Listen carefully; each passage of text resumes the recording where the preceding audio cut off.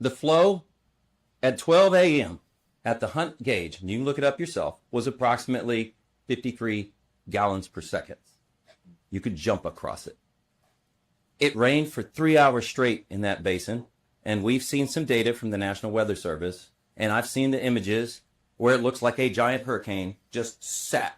No wind, it stayed in one spot, and it put all of its might into that one drainage basin. It picked up a little bit of the North Fork drainage basin, a little bit of Johnson Creek. The rest of us didn't know anything was really going on, quite frankly. If you got up that morning, it's because you heard something on the news and what you were hearing was not good, and it just got worse. A nightmare.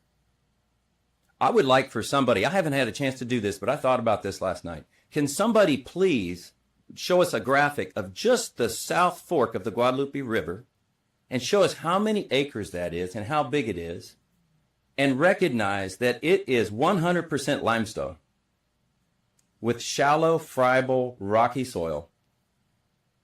Everybody in the room here knows and understands when you've got soil that when you go out there with a spade to try to dig and you go down about 1.5 inches and it says you're not going any further, you know what we're talking about. It's rock. It might as well be completely paved with concrete. And we know what a city like New York, I would like to see the image. I would like for somebody to show it, because I just don't have time, guys. Somebody needs to take the image of that entire drainage basin, and they need to figure out how steep it is, because it is very steep the whole way, and it is a giant funnel. And I'm sorry, but if you get rain for 15 minutes straight, it's going to do something ugly. 90% approximately of all the rain we got was out of the South Fork, and it went from midnight, 50 gallons per second, to 3 a.m., 264 gallons per second. No big deal still. 30 minutes later, it was 125,000 gallons per second. Folks, that's a 10-foot rise that every one of us has seen. No big deal. You could go down and look at it. I had a friend that did that. He went down on his quad at 4 a.m.